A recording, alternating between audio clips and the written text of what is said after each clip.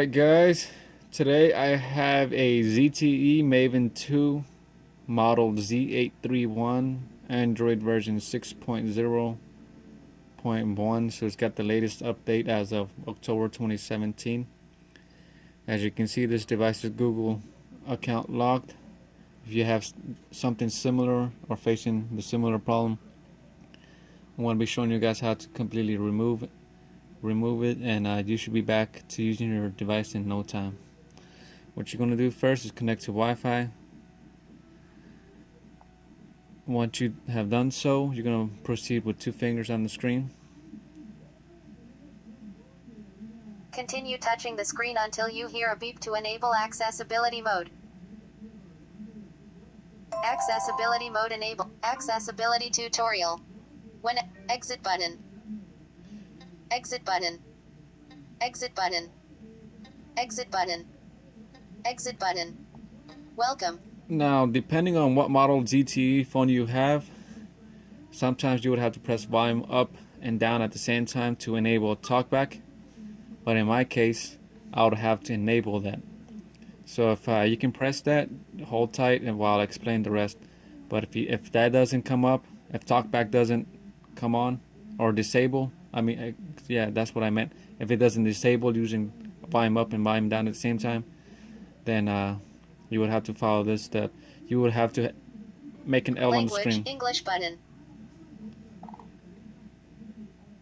Touch the screen and explore in a circle to find an item, then lift to select. So you got 3 options. You gotta look for talkback settings. Talkback settings. Talkback settings. And 2 fingers on the screen. Showing items down, 13 to 21 of 30. Showing items it. 23 to 30. Talkback suspend and And like I tried to mention earlier, some ZTE phones would be automatically enabled once you activate talkback. Some don't. Just like this phone, it's not enabled. So I have, or you would have to enable it. Once it's enabled, make a U. Let me just exit out of here. Back. Welcome. Now make a U. Overview. There we go. Application info. Google search. Showing items. Google search. Google app.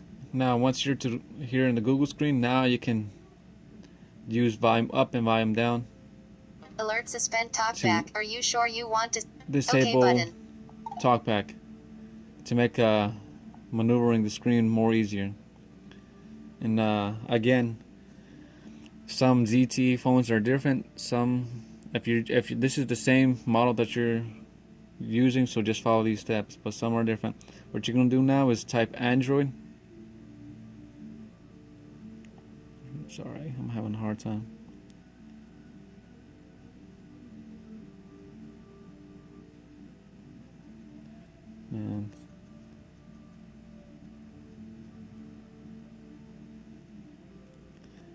And this should come up stock Android.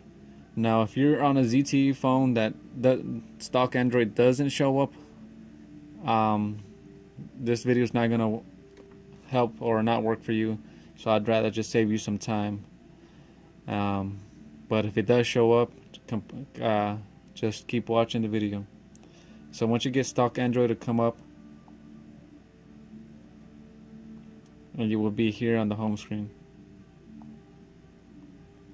And what you're going to do now is go to Google.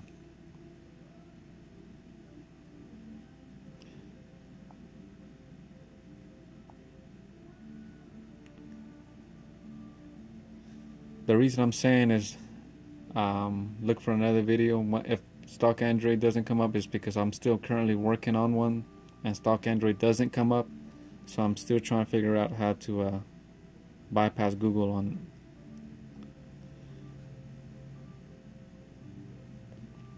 Now type in Google. It should come up, Google. Once you're in the Google screen, you're going to type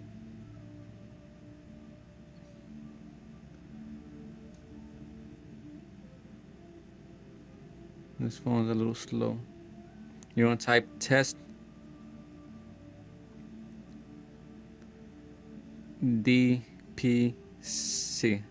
Whoops.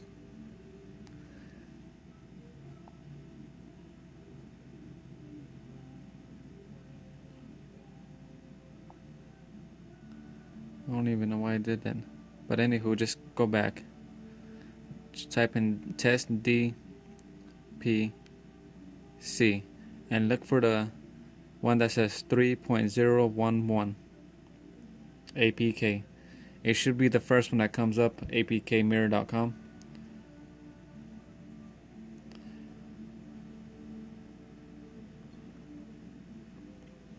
It may be my connection that's running a little bit slow, so that's why it's going turtle speed. Now once you get to the screen, you would have to scroll down and download the APK. Again, every ZTE model is different. If you're using the same model as I am, just hit download. It should pop up with the Google screen asking to allow.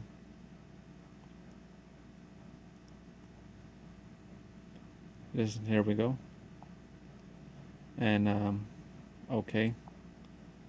The reason I'm saying every ZTE device is different is right after download is complete, open tab would come up here on the bottom right hand corner. In my case, if it does come up, just hit the open button and sit tight and wait till I get to that screen. But if it doesn't come up, just in my case, it didn't come up, you would have to go all the way back to the menu screen.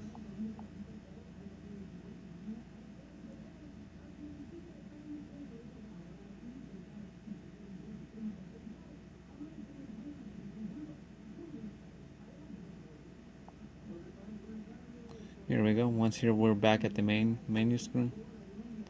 Why am I using 200? You would then go to File Manager, where it says Downloads. As you can see, there's one. Once you get to this screen, you should see the APK file. What you're going to do is go to Settings and enable Open Sources. Unknown sources, I mean. And this would allow you to install the APK file. Once you have it enabled, go back, and here we go. This is where we would pick up if you were able to open it earlier. You would install it.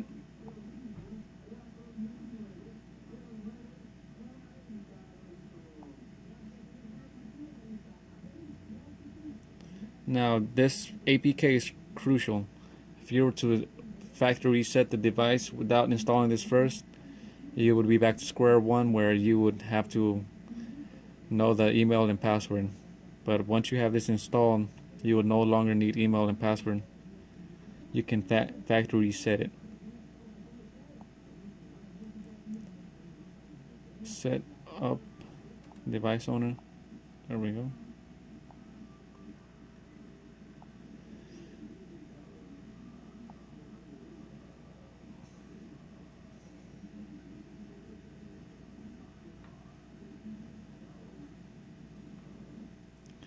Now you should come to the menu screen. As you can see, this menu is not. Oh yeah, I was gonna point out the screen would move like this. Not to worry, it should stop like that. If it doesn't stop, just hit back.